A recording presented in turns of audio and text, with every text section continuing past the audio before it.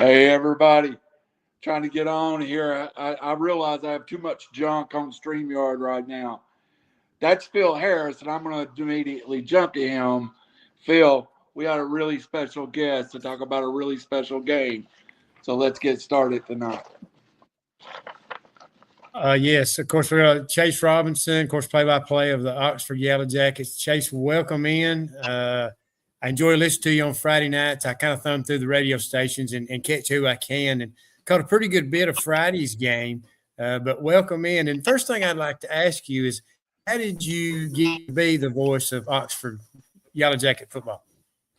Yeah, so back in 2019, the opening came up. A friend of mine was actually doing the radio broadcast before that, and so when it came time for him to watch his kids start playing, he wanted to step away from radio, and he recommended me. So I started in 2019, did Oxford for a couple of years, ended up doing Hoax Bluff for a couple of years, and then last year came back to Oxford, and so this will be my fourth season with Oxford.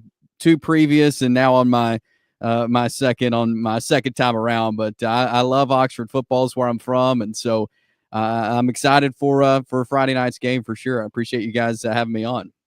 Yeah, definitely. So I was going to ask you if you were a homegrown boy, so you just feel right at home, you just fit right in, and that makes it a little bit special.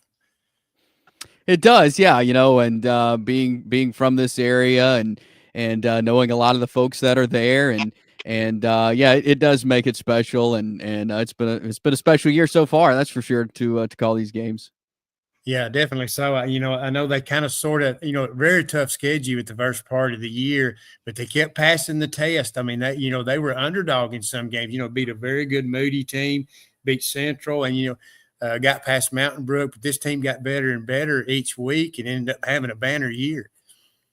Yeah, we played a jamboree game against Oak Mountain, and it was the week before week 0, and there was a lot of issues in that game, a lot of penalties, just didn't seem in sync. And so I was wondering, heading into that Central Carrollton game in week 0, how the team would come out, and they went down by 10, went down 10-0, trailed by 10 the whole game until the fourth quarter with 6 minutes left, put up a couple of touchdowns, ended up winning that game by 10. I said, okay, this team may do some stuff. And they've picked right up where they left off, and really in that fourth quarter of the week 0 game, and haven't looked back. They've trailed double digits in 5 games this year and came back and won.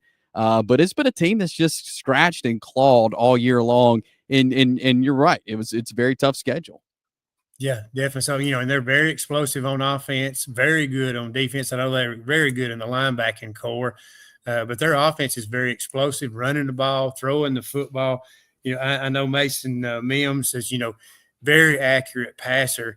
This team has really come along nicely. Well, I want to ask you about Coach Sam Adams. I really don't know. Tell us a little bit about him.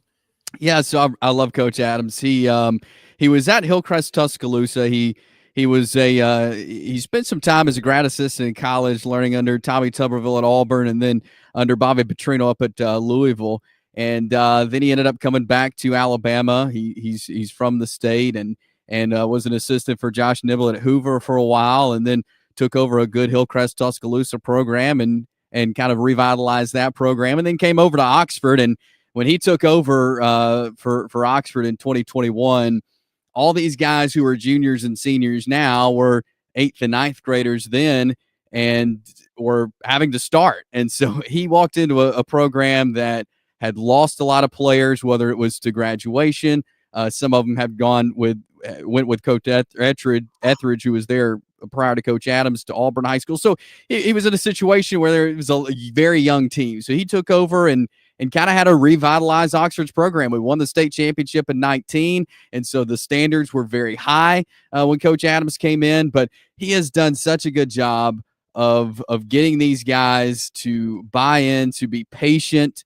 And again, he's been telling them, look, you work as an 8th and 9th grader, and when you get to be a junior and senior, you're going to be reaping those rewards, and that's what they're doing this year. I mean, Mason Mims started as a sophomore. Keenan Britt, the defensive end who's committed to South Carolina, he's a junior this year. He was starting as an 8th grader. Running back starting as a 9th grader. I mean, all these guys who who are now a big part of this team, were starting on varsity in 8th and 9th grade. And Coach Adams was just reminding them, hey, be patient, and good things can happen if you keep at it. And so I've really been impressed, especially this year with Coach Adams and the coaching job. He has a great staff. 4 of the assistants have been head coaches before, and so they all work together really good. And I love what Coach Adams has done for Oxford. Yeah, of course, naturally, this team, has tradition, and that helps when you step in as a coach. Of course, probably if they have this kind of tradition, probably Coach Adams would not take on this job. But they've won 4 state championships, I think like 20 region titles. So the tradition is there. You might be a little bit lean for a while, but it's not going to go away for very long. Well, you kind of mentioned Mason Mims, and of course, Jalen Taylor, wide receiver, Caleb Wynn, running back. Talk about some of those guys, the big play guys, because their stats are phenomenal. I know Wynn has rushed 21 touchdowns. Mason Moss has thrown for 33 scores. You've got 2 wide receivers with 10-plus touchdown receptions. Tell us about those guys. Man, they're so much fun to watch. I mean, Caleb Wynn, the running back, like you mentioned, he's rushed for over 1,000 yards this year.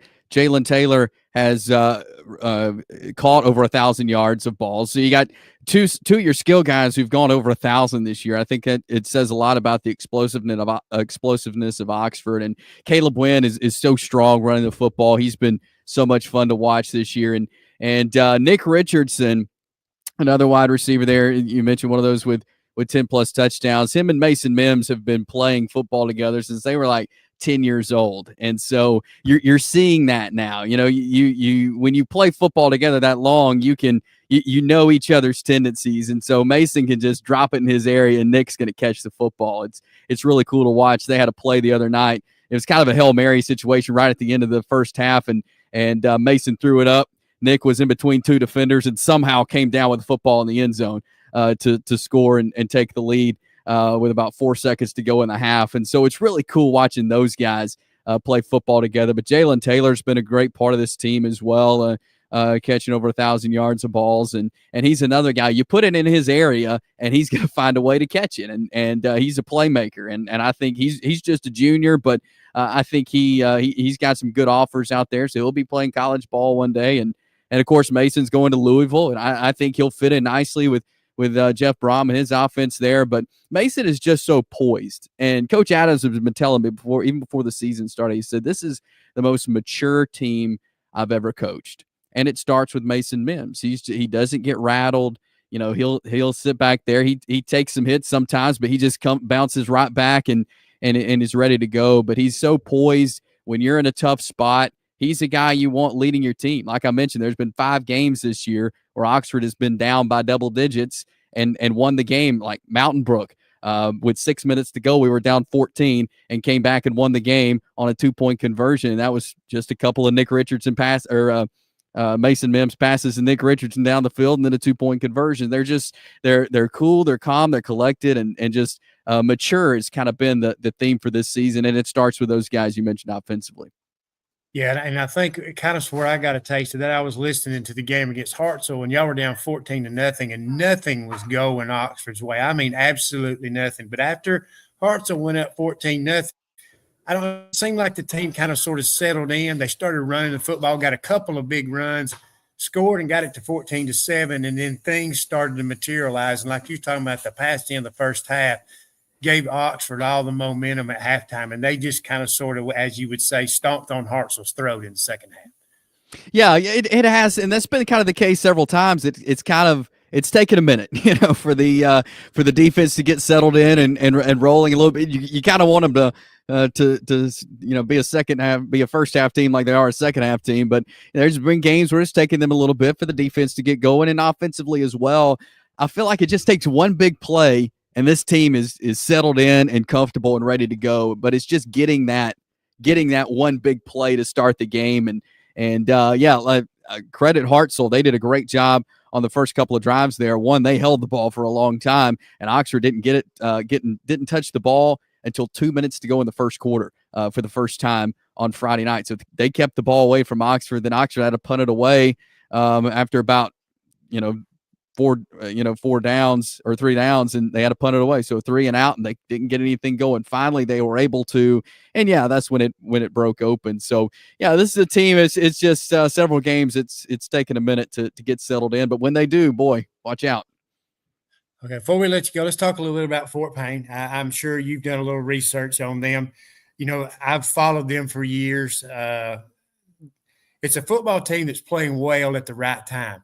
They're not going to overwhelm you with the most talented players in the world, but they just keep playing. They play hard, and they just seem to find a way. They're one of those teams that's dangerous in the playoffs in that they are not going to quit. Yeah, I've been watching some tape on them. I was today, kind of watching the first couple of games and then the last couple of games of the season. You can see like a dramatic change in this Fort Payne team. Like you can tell they're playing their best football of the year right now in November, which is what you want to be doing.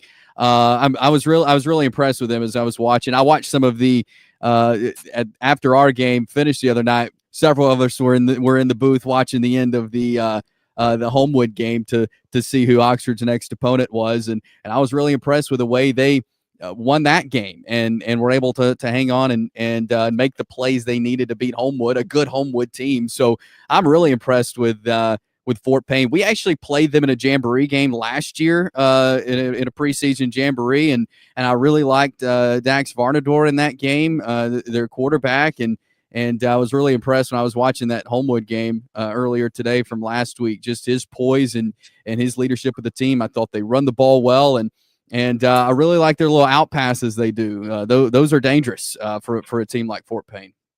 Yeah, they definitely are. Of course, early part of the year, I think injuries was a big problem. Their 2 running backs were hurt early in the year. Defensively, they're a pretty good football team, especially at the linebacker core. They play well enough to keep their offense, on the field. Of course, that's what Fort Payne wants to do. They want to control the ball with their offense. And what kind of problems do you see Fort Payne giving Oxford? Well, just from watching, they look big, and I think they outsize. Oxford is not a very big team. They're outsized a lot, and I think that'll be the case again. They look very big, strong, physical, and and I think that could cause some problems, especially for Fort Payne defensively.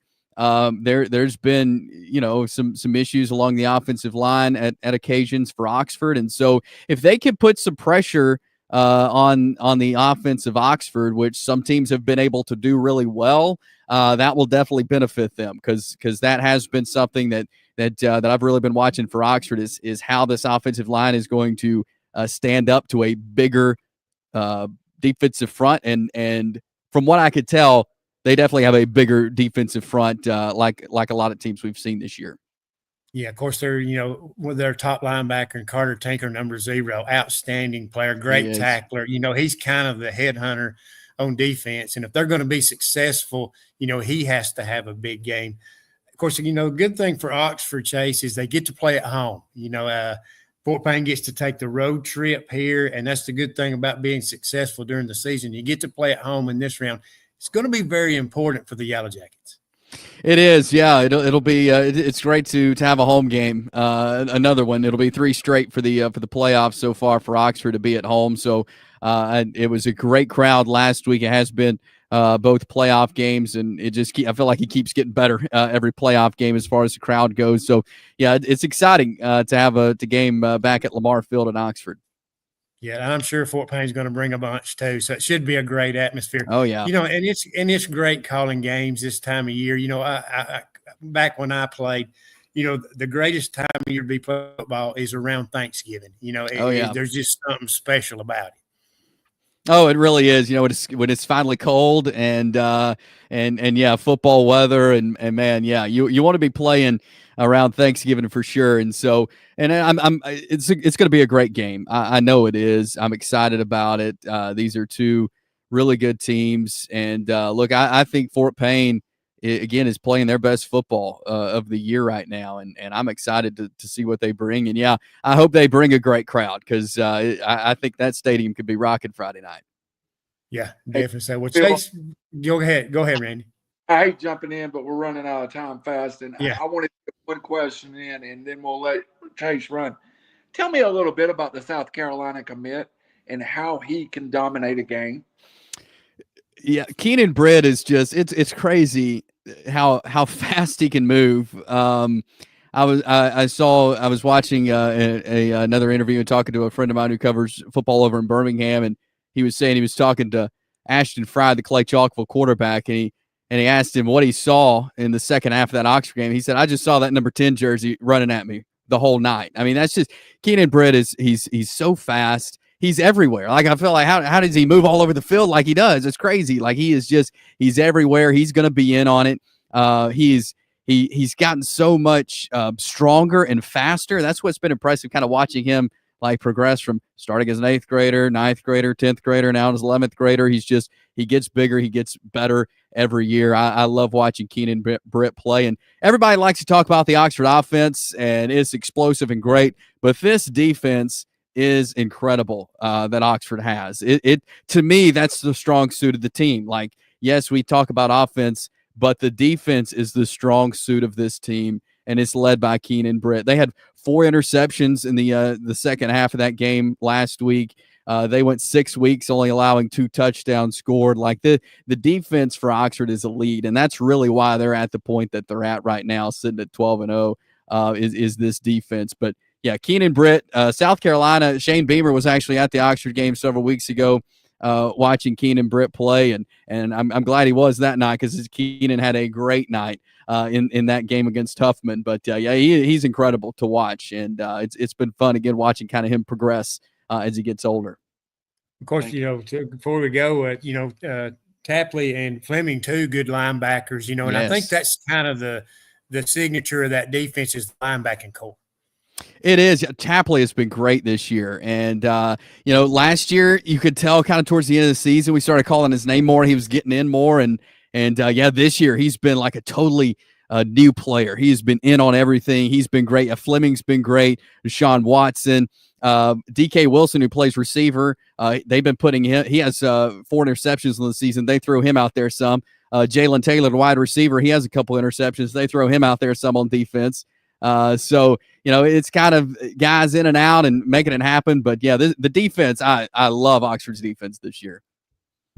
Well, Chase, one thing you've learned about beyond the booth, if we ask for 15 minutes, we're going to keep you 20.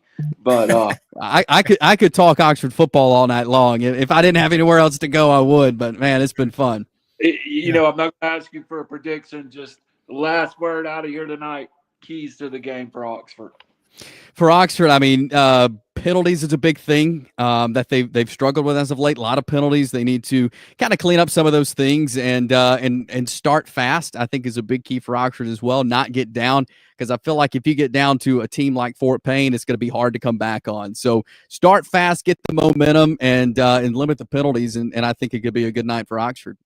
Phil, quickly, you follow that Fort Payne team. Any keys to Fort Payne tonight? Well, of course, the big fact for them they have over just about everybody else is kicking game. That's a huge advantage for this Fort Payne team. They're going to make you drive 80 yards if they score. And I think that puts a lot of pressure on a team, because it's hard for a high school football team not to make mistakes in an 80-yard drive. That's key to Fort Payne. And of course, I think Fort Payne needs to possess the football if they've got a chance. Horses are going to run and want to run, and if Oxford's allowed to run, Fort Payne's going to be in trouble. Chase, we'd love to get back on, win or lose sometime. Absolutely. But he cut himself. Well, thank you guys for having me on. It was great to talk with y'all. Well, maybe we can do this. Maybe we can do this sometime in the future. He's off, and I'm trying to get back on, I think. But yeah, maybe we can do this sometime in the future. Again, thanks for having us on. I look forward to listening to you Friday night on my way out to the radio station. And good luck to you guys. I appreciate it. Great to talk with y'all. Okay. Phil, every time I try to do a show on my phone, somebody calls right in the middle of an interview. So, is that what it was? Yeah, somebody called, and I had to hang up on them. It was great to have Chase on, though. It was enjoyable to have him on, and he really knows his Oxford football. Yeah, and kind of expand our boundaries a little bit, give us a little more people to talk to, and that maybe give me a contact to be able to get in touch with Coach Sam Adams at Oxford. Maybe we can get him on in the future, because this Oxford program is solid, it's always solid, and it's great to broaden horizon just a little bit. Now we know a little bit more about Oxford football. Absolutely. In the South Carolina commit, when I was doing my research today, he jumped off the paper. I watched just a little bit of his video, and that's an SEC body, and that's an SEC space. Now there is a few more games in Alabama that are still allowed. We lost several teams last week, but we got some stuff I'd like to run by you real fast. And one game we didn't talk about, but I just want to get your opinion of, is you got Cherokee County in 4A going to Brooks. Yeah, Cherokee County, very, very good defensive football team. Of course, they're going to run the football mostly and try to control the football, but they are so good on the defensive side of the ball. They beat Central of Florence very handily, and I feel good about Cherokee County in this game against Brooks. I think, mainly because of the defense. Cherokee County, a solid football program now. They got to go on the road, though, if I'm correct, to Brooks. Yeah. So that's a hard overcome. So I feel good about Cherokee County. I want to talk about 3A more. I'm going to spend some time with it. You've got that 5-team minus Logan Anderson on the road going to Piedmont, and that's going to be a battle for the 5-team. Oh, definitely. So Piedmont very balanced on offense. Of course, I think where they are strong is throwing the football, and that sometimes can be a weakness for Fife's defense. They give up some passing yards, but the thing is, Fife wants to do, they want to run the football, play physical, control the clock, and keep Piedmont's offense off the field. Raleigh Pinto is an outstanding receiver, and they've got one other receiver. I can't remember his name. I'd have to look it up. But throwing the football is probably, the biggest asset for this Piedmont team, and also getting to play at home. So I think this kind of evens this game up a lot. And yes, Fife don't have Logan Anderson, but it's next man up with them. And most people will talk about Logan Anderson. Yeah, he's a great offensive player too. They will miss him on the defensive side of the ball. There's no doubt. You can't, he makes everybody else around him better. That's what probably his strongest asset. And Fife's going to miss him. But, Benefield has rebounded from this before. Fife's been through this before. It's just next man up for Fife. And we've had a lot of this season. Logan has been out. 2 years ago, they won the state championship. Logan was out. Logan had a decorated career, but in 5 years, he's been injured a couple of times. You don't say good. It's never good, but at least they've kind of set their rotation. I think they know more this year about what the defensive rotation is going to look like and where they're going to take the football without Logan. Oh, yeah, it's going to fall on the shoulders of Ryder Gibson. He's going to run the football. They're going to play good defense. They're going to try to control the ball up front. But Ryder Gibson's the main one. He stepped in and has had phenomenal stats since Logan's been out, and he's kind of been that change up when they don't give it to Logan. So now they'll rely heavily on him. But this football team is not a one-man show. They win as a team. They lose as a team. They play with class. They play with effort. And they're just going to go out and give you their best. If they don't win, they're going to play, with heart. And but more often than not, they find a way to win. Of course, we've had Logan here, and we just want him to get healthy at this point and continue his career at Clemson. But one thing that you can't talk about Fife without at least mentioning that man on the sideline and how many of these games he's been in. Oh, yeah, definitely. So, and I'm sure he's going to be heartbroken standing on the sideline, and it's heartbreaking for his family naturally. And, the players, will be a little sentimental about it, and even fans, but, they understand these kind of things happen. You have to move on, and you hate it for him as an individual, but he's going to be just fine. He's have great character. he'll move on from this and go on to big things, because that's what he's been brought up to do. Has a great family, has been brought up by a great coach. So, he's going to be just fine. Absolutely. And speaking of the great coach, more of these types of big games, quarterfinals, semifinals, state finals. Piedmont might have everything going in their direction. Paul Benefield will bring something that they don't expect. Yeah, what's great about this matchup, I think Piedmont's won 4 state championships. Fife has won 7 state championships. These two, and I quoted this for a newspaper that asked me a question about this, and these two have set the bar for football in Northeast Alabama. They are rivals in a sense off the field, in that both have been 3A at times, but a lot of times Piedmont's been 3A, Fife's been 2A. But they've set the bar for everybody else. And they have been rivals off the field. Well, now Friday night, of course, they've played twice in the past, but Friday night they get to be rivals on the field. And that's what intrigues me about this matchup. 2 of the top programs in Northeast Alabama going at it.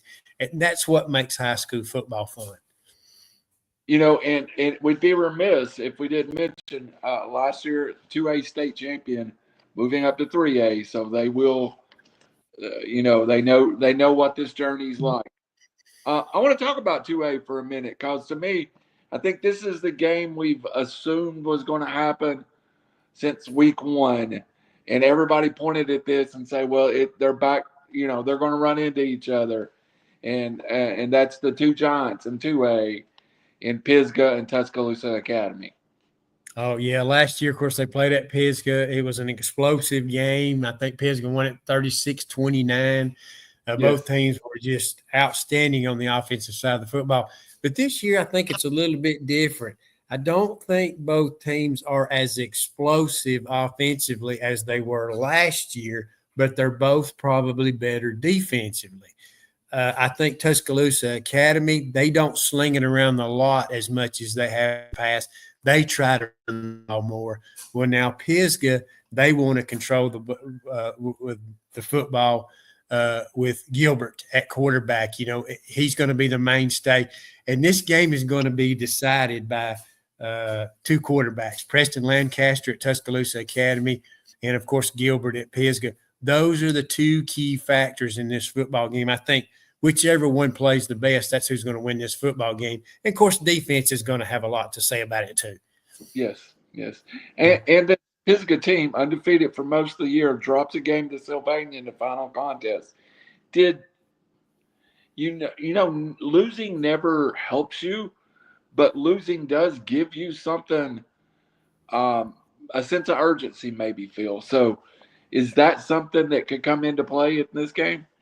I think sometimes when you lose a game that's not really it don't cost you your season or anything like that, like if it would have cost them from having to play a home playoff game, but rival game, a playoff atmosphere type game, and this happened to us our senior year. We lost to Fife, turned the ball over 3 times in the first half, and they in the second half wore us out, but we had our chances, and this was the same with Pisgah.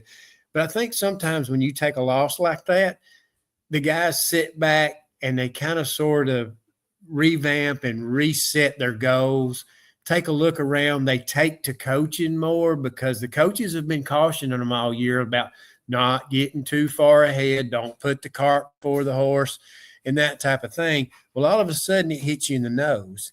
And then you sit back, you start listening to that coach a little bit, and then you look around each other and go, hey, I didn't like this feeling. It's not going to happen again. So I think you refocus, and I think that's maybe what this Pisgah Eagle football team has done, and that's why I give them a real good shot of winning on the road. I know you want to play at home, and I talked to Coach Pruitt when we had him on our show last week. Sometimes it might be good to go on the road. They're waiting on you, and they're thinking about the game. Well, you're kind of distracted a little. You got to take a bus trip and a pregame meal, but when you get there, you're going to be totally focused. But this game's going to be won in between the white lines. It does not matter what stadium you're playing in, what the crowd is. you've got to execute in between those white lines, because basically when the game gets started and everybody kind of settles in emotionally, you're on a neutral field. Absolutely. Absolutely. If you were going to, I'm not asking for game predictions and going into each game. If you were going to write a storyline for one of these games, would this be the game? Because for me, it is that it's kind of Coach Pruitt, trying to get to Protective Stadium, and Yeah. this is the giant that's been standing in front of him all year.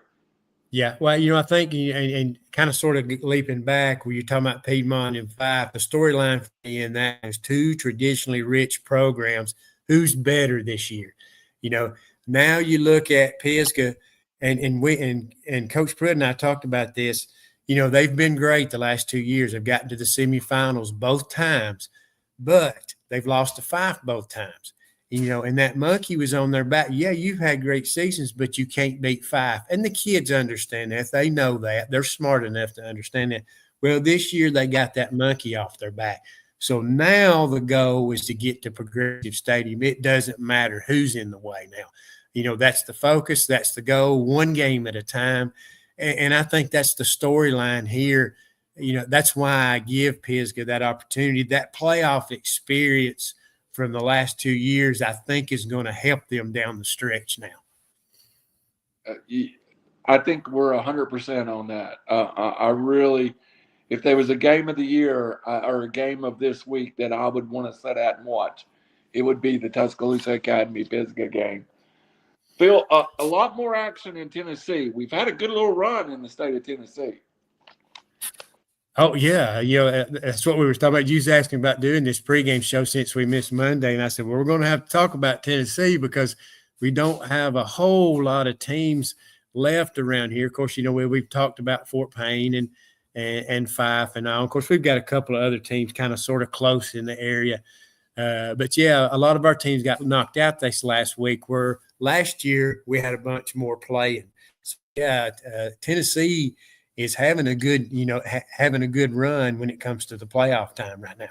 Especially in the lower divisions and in the private school divisions, which, even when we discussed this, I left East Hamilton out of this whole equation, who are playing in the quarterfinals of 5A. So, Tennessee has had a good year, and you kind of saw it coming, that they were a couple of teams. I think Bledsoe County would be my biggest surprise of the year. And where they're at, and we'll talk about them in a minute, but maybe the biggest surprise in the state is being defending state champion South Pittsburgh graduates, 13 kids, I think it was, and here they are back in the quarters, and a team that started 2-2. Yeah. Well, the thing is with them, you don't have to teach these kids how to win. They already know how to win. They watched it done before them. It's just they step in. They need to get experience, but they know what it takes. So oftentimes, unless you just lose everybody, a lot of times the next man up, they've been through it. They were backups. They got their head beat in during practice, and now they're the ones in the limelight. And so, they go out there and achieve. And once they get some experience under their belt, South Pittsburgh still got good football players. Absolutely. Yeah. Absolutely. They may not all been seniors, but their sophomore class, their junior class has been great and really put it together for this football team. Now they play a Clay County team that I think, if you're looking in the East Tennessee area, ever since the beginning of the year, everybody's pointed at Clay County as that's the team to beat. Well, McKenzie's the team in West Tennessee, and I still think McKenzie's got a shot to win a state title without any game not being a running a clock. I mean, that's how dominant it's been. But Clay County went into a good football team last week and just took care of it. So now you got South Pittsburgh going to Clay County. The young kids at South Pittsburgh is going to be put to the test this week. Yeah, it's one of those where they're going to have to be on top of their game, may need a little help here or there, but that's why you play the games. You don't never know. Weather might be a factor. Clay County may turn the ball over 5 times. You don't know. what might happen. And then again, too, South Pittsburgh may play their game of the year. So while we have these games, there's often upsets. But South Pittsburgh's been here before, too. They've been in this kind of pressure situation. Yes, and we always talk about if someone helps someone else. If someone helps with a late turnover or a bad turnover, you can always help. In 2A, we have two teams in the Chattanooga area still, and it's two teams that haven't played that are probably about 30 miles apart in two different regions. But you got Marion County, Westmoreland coming to Marion County, and then you got Bledsoe on the road at York, the only team to beat Bledsoe this year. And Bledsoe, since that first game of the year where they beat Sequatchie County, has just been on a roll. Yeah, it's going to be amazing. I hope these two end up colliding. I would like to see it happen. Marion County this year, I haven't heard as much about Marion County. I heard a lot about them last year. They kind of flew under the radar this year, but you knew they were going to be an outstanding team. But, yeah, it would be nice to see these two because it's two outstanding football teams. It'd be nice to see these two meet in the next round. In Bledsoe County, I think there was so much hype around that rivalry, and I know they're 3A and 2A, so much hype around that Sequatchie County team that going into game one when Bledsoe beat Sequatchie County for the Battle of the Stump, they all of a sudden they're on the map, and they've been a target since then. Bledsoe County might be that team that I overlooked and I thought was a 7-3 team that's just a good football team. Yeah. And it's amazing how that works because, I was kind of surprised there in that one because I thought Marion County, they beat them year four or beat them last year, so they'll beat them again. But then I was kind of surprised at that score because, all the hype was on Sequatchie County the first game of the year. So it looks like Bledsoe is kind of taking that win and run with it. Absolutely. Marion County, 10-2, Phil, but they've lost two games, including to Sequatchie County, by a total of 6 points. And yes, it's been the late game struggles for Marion County, where they're not. They've kind of. It seems like they've messed around in the fourth quarter and been beat a couple of times. But this football team is a large portion of the team that went 10-0 last year, but this year they're 10-2. But this senior class, the last 2 years has went 20-3. A lot of football been played on this class. Yeah, you wonder about last year, Randy. It seemed like Marion County played against a lot of teams that they were superior over. They had a lot of blowouts, other than maybe Dade County and maybe one or two others. So, but this year, maybe the level of competition has been better and tested them more, which will help them playoff time because, I think it may have been an Achilles heel for them last year in the playoffs that they weren't tested enough. This year, they've been tested, so they have a few question marks, but I think it makes you a better football team. Just the Sequatchie County game. Last year was 45-0. This year they lost by 3. It's really been it's been a late game struggle for Marion County at times. So let's jump to 3A, and we got a rematch of Meigs County, which is another local team, and Sequatchie County, 11-1, 11-game winning streak. Lost quarterbacks Ham Evans, but Hunter Mitten at one point against Giles County had on touchdown passes only, Phil. 5 for 5 for 291 yards. Hunter is playing at a very high level, replacing Sam. And it's a luxury to know that a 3A school, you've got a senior starting quarterback that's capable of winning a big game.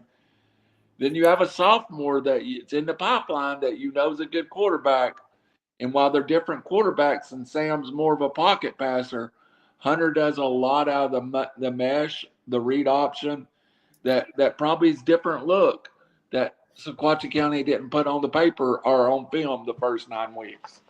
Yeah, ain't that funny how that goes? You don't replace a Sam Evans. There's no way you can. The leadership, the way he throws the football, the way he handles himself. But like you say, and you throw the other team a change up. Now that Sequatchie County's gotten a couple of 3 weeks to adjust, new quarterback in, he's been coached.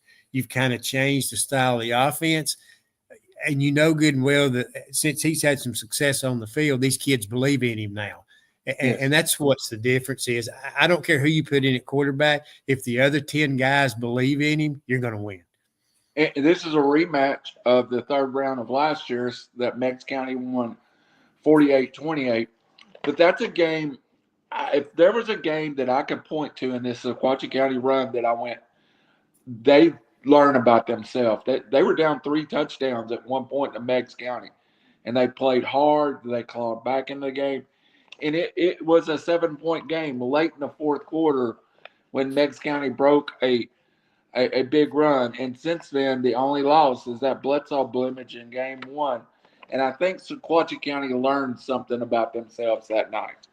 Yeah, it probably, last year it seemed like too, Randy, the schedule was so difficult for Sequatchie County. You wonder if it didn't take its toll on them down the stretch, maybe, because mentally and physically, these guys gets tired. They get worn down. And then this year they have been able to, kind of sort of probably rest some folks late in the year. They're a better football team. That team last year may have been, low on fuel because I know, because every week it seemed like they were in a battle against a team that was a lot better or as good as them. So, I think what a difference a year makes. I think this team, Sequatchie County, is probably a lot fresher, a lot more mentally ready to go. The focus is probably a whole lot better because rather than thinking they can win, they expect to win. And this is the I don't say this is the point that they've talked about since January. Sam's dad, Joey, a good friend of mine, talks about they had a January 1 practice that was their Thanksgiving, start to Thanksgiving. They have pointed to this game because the big gym is the next game. And they would get this 17-time state champion, Alcoa, on their field at Sequatchie County. And you can't ask for anything more than that. Alcoa, of course, leaving 3A, going to 4A next year. But this is the one chance you get at them is in your place if you beat Meigs County this week. Yeah, and I think if you ask every kid on this football team, that's who we want to play, because if you're going to be the best, you want to beat the best. Nobody beats Alcoa, and you're going to go into this next week. If they win, they're not worried about it right now, but if they do win, they're going to go into that week. Why not us? Because at some point, somebody's got to beat them, and why not Sequatchie County? Yeah, it'd be a great gift to them on the way out. I mean, I've never hid my Sequatchie County fandom, so what a great gift to Alcoa would be on the way out. We didn't even mention, and don't know a lot, saw him once this year, saw him against Hickson, but East Hamilton has gotten hot at the end of the year, and now East Hamilton has Oak Ridge coming to their place for a berth in the semifinals. And East Hamilton, since that Ray County game, week 10, has been playing as good a football as anybody in 5A. Well, of course, you knew somebody out of Chattanooga was going to have to come out because it's kind of been a struggle type year. Red Bank hadn't been as good. I think Saudi had a good year, maybe, but first round of the playoffs. Yeah, that was the bad thing. You don't know how good the level of competition was. But East Hamilton, kind of sort of the surprise. I didn't realize they had made it this far, but a chance to get to the semifinals, that's huge for the East Hamilton program. And they don't have to go to Oak Ridge. It'd be nice getting them here. Maybe they got a shot. Yeah, and that's all, if there's a program, and no offense, Coach Nance is a good friend of mine, David Barger, brother of Jeff Barger, who replaced me at Sequatchie County, is the D coordinator. If there's one team that each week I've went, well, they have no shot, or this is the end of the run, and they just keep winning, it's East Hamilton. And they've made a believer out of me. And I'm not a prediction guy, but I expect more I expect this game to be closer than I would have 4 weeks ago because I thought Ray County would walk in there and clean clock with East Hamilton. And Ray County struggled with them, and everybody in the playoff, East Hamilton's been ready for it. Yeah, it's one of those teams that just comes out of the shadows. You just don't never know who's going to play right at the right time and get hot. And that's what the playoffs is about. You don't necessarily have to be the best team. You just have to win the next game. Over in 2A in the private school division, Phil, most people in the state of Tennessee feels so we're in the semifinals this week of the private division, but we have a game in 2A private division where you have 12-0 CPA the hosting 12-0 Boyd Buchanan. And I think if you were going to write this game down, most people consider this the battle that we've all been looking forward to. Boyd Buchanan is a school here in Chattanooga, tradition rich, hired Alcoa's former coach, has just put it together and has become a power. And it's one of those stories which, every time Boyd plays, I got to admit, I don't know why I've seen Boyd play a dozen times, but I've always been a Boyd fan. I always look for the Boyd score. And it'd really be nice to see Boyd Buchanan, who's been close so many times, close this thing out. Yeah, because I remember Boyd Buchanan when I lived in Chattanooga, we played on their field a couple of times. We never did play them, but when I was playing in Pee-wees and whatnot, we played on their field. So, but at that time, they weren't much of a football program. I mean, they were kind of a small school, Yep. but they have really built up traditionally over the last several years, been very good. This is going to be an interesting matchup. This private school thing, I think we're going to see this happen in Alabama eventually. So, it makes, I think it might be good for the state of Tennessee this has happened. I just hate it that public schools can't play Baylor and McCallie because they are local. But other than that, maybe this is a good thing. That puts everybody on an even keel, and this should be a fun one to watch. Phil, interesting enough, I was talking to a recruiter the other day, and I just point blank asked, how good is Baylor and McCallie, or Baylor in that whole 3A division in Tennessee? And the question, and what I got back was, as good as the IMG academies, as good as the Del Sal's, as good a high school football in the nation. And while I hate, Ray County had a great rivalry with McCallie and all kinds of support, and I hate they don't play each other anymore. You're talking about 7 or 8 SEC top players on both sides of the football for these programs right now. Yeah, of course, they bring them in. They come in from out of state. A lot of them from out of state even. I mean, they come from all over the place. IMG Academy gets that big that they recruit from everywhere. But Baylor McCallie does the same thing. These kids come from all over. They want to come to the school there because, they know what will happen. More likely, they may be playing at the next level and be ready to play at the next level, because a lot of these guys, when they leave these programs like that, contribute immediately. Phil, and we'll go over that bracket real quick. What do you think about, I hate, like we talk about, we have a love-hate relationship in this. But one thing they do well in the private divisions, there are so few teams, they separate, like you can never get to a state championship if you're in the same region. Like, there was a point where Tyner would beat Marion every year, and you felt, or Marion would beat Tyner, and you felt like the winner of that game would win the state championship. They had shipped the second finisher in the east area out west, so you could get Baylor and McCallie for a state championship. Yeah. Do you think it's good to separate teams within the same geographic locations? Well, I think probably the reason why they do that is not necessarily to make Baylor and McCallie play each other in the finals because it's the two best teams. These teams are used to traveling anyway. They've got the money, they've got the funding. They can shoot. They can probably fly in a plane if they want to go from Chattanooga to Memphis. So they, in like in Alabama, for instance, you don't want these guys to have to, if you did that, and of course they've done that in 7A down here. It could be a possibility in 7A you'd be driving from Birmingham down to Montgomery. They've kind of swapped it up that way, but those schools have got more money too. They can dig into the funds, but I think that's why they don't mind doing that, is because these schools have got the money. They're going to carry fans on tour buses. Fans are probably going to make a weekend of it, no matter where they go. So I think that's why they do it this way, because travel's not a problem for them. And we end up here, and you've got, and Innsworth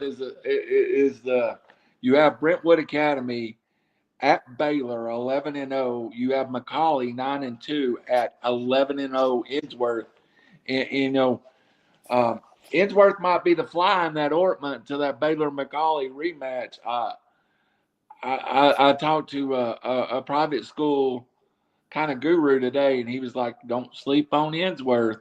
I know you're a Chattanooga guy. You love Baylor McCallie, but 11-0 Innsworth could put a fly in that Baylor McCallie rematch for the second year in a row." Yeah, that could be the case. Of course, McCallie handled Baylor the first time, so we'll see how that goes. I mean, there's no guarantee that Baylor's going to be in the final, either. So, it could be that they may meet their match. Even though it would be nice to see a Baylor McCallie rematch, because that was wonderful last year to have that much hype for a high school football game. I wish I could have gotten to go and seen it, because that's one of them you probably won't ever see again. And it was nice to see a full Finley Stadium for that matchup too.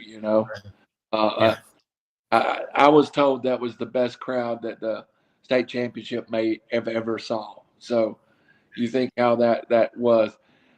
Phil, we got just a few more minutes and I'll wrap it up. But is there anything either from Tennessee, Alabama, Georgia, any place about the playoffs that you would say, hey, watch this game? I think they might be an upset in the brew. Well, I don't really know the upset part of it. Of course, I think Fort Payne could cause Oxford a lot of problems, even though Oxford's the team that's has the big flag. They're 12-0 on the year. But this Fort Payne team, you just can't count them out. If there could be an upset, hey, you don't never know, because that's the one thing I've watched with this Fort Payne team. Ever since they beat Gadsden City, they've taken care of business. And yeah, they're not pretty. They don't blow anybody out. They just hang around and hang around. And if they can get to the fourth quarter against Oxford, watch out. They could have a shot.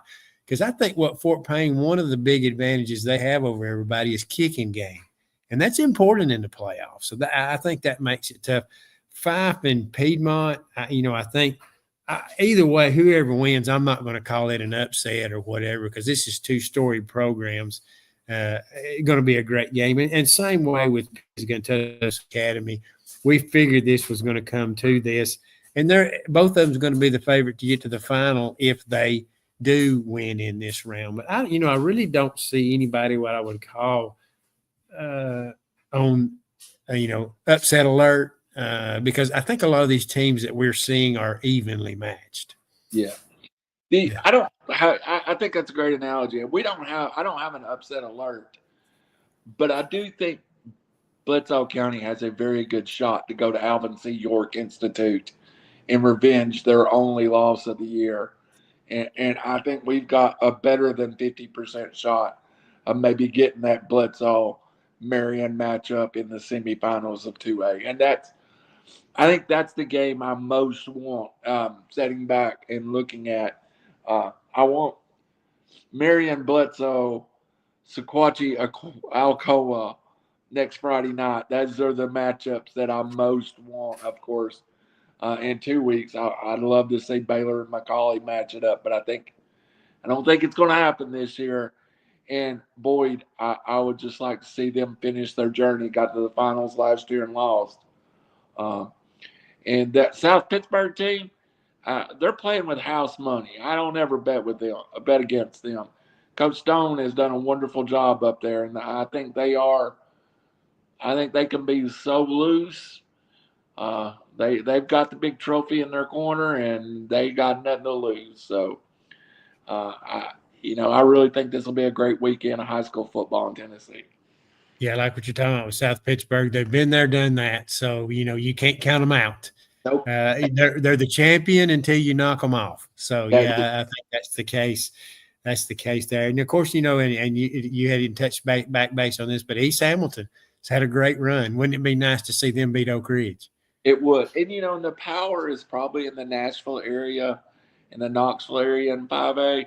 But quietly, East Hamilton is now playing the Knoxville area teams with a chance to beat Oak Ridge. Page is probably the best team in 5A by most people's standards out of the Nashville area, who lost last year in the finals. But I am a believer in East Hamilton now, and I don't know that I was 4 weeks ago. Yeah. Well, somebody had to come out of the Chattanooga area, I think. It has been Red Bank and it has been others, but East Hamilton finally climbed the top and reaped the rewards. And how about the Sequatchie Valley? Whitwell fell last week, but at one point you had, to me, the Sequatchie Valley, the 5 teams from Marion County to Sequatchie County to Bledsoe County, all of them were in the playoffs. All of them at one point in the first round was pitching shutouts, Phil, deep into the game, like in the fourth quarter. That is just really, if there is a Sand Mountain football in the state of Tennessee, it is Sequatchie Valley.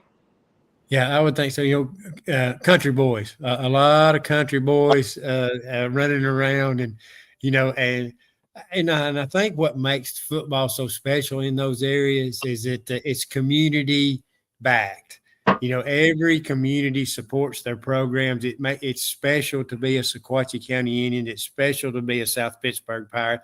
It's special to be a Marion County Warrior. It's special to be a Whitwell Tiger. And these kids take it personal. It means a lot to them. And I think that makes a difference sometimes, especially when the area you're in is very competitive. It makes you better. It makes you better. Yeah, absolutely.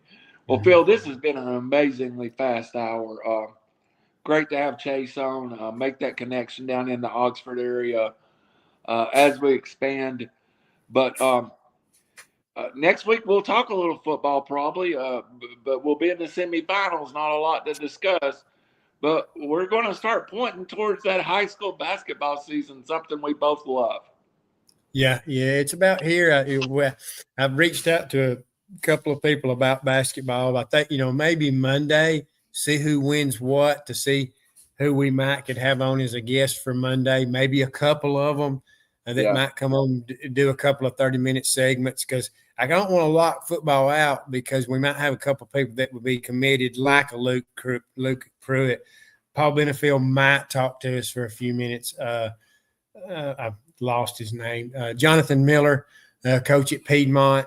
You don't know, he might come on. If Fort Payne wins, I'm sure Coach Elmore would love to come on. So, there's some options out there. If we get some folks to win, it'd be nice to get those guys on and get their thoughts, because getting to the semifinals is special. Yeah. We're not turning our back on football, of course. Hey, but if you want to get your high school basketball team on, want to get your coach on, send us their contact. Tell us, hey, we would like to have XYZ. We'd love to talk to anybody, especially that North Georgia area. We'd love to get into some basketball down there in the LFO area and the North Mary area. We just love doing this, Phil. It's a great passion of ours. Yeah, I've got connections to the Northeast Alabama, a lot of the basketball coaches, but we don't know nobody to reach out to in the Georgia area. And once we get started, the ball will roll for us, because like next year in football, I'd like to reach more out into the Calhoun County or Cherokee County area. Of course, we had Coach Jakeaway on earlier, but I'd like to reach out a little more to some of the coaches over that way because high school football is huge in Northeast Alabama, and it is in in Tennessee too. It's a happening, and North Georgia gets overlooked sometimes because South Georgia is so dominant. South Yeah. Georgia, 90% of the state titles. So, but those kids play hard and they're good football teams. And here's the thing about it, Phil. When they come over to Tennessee, they're usually pretty successful. When the Ringos and the LFOs come over and play in the Chattanooga area.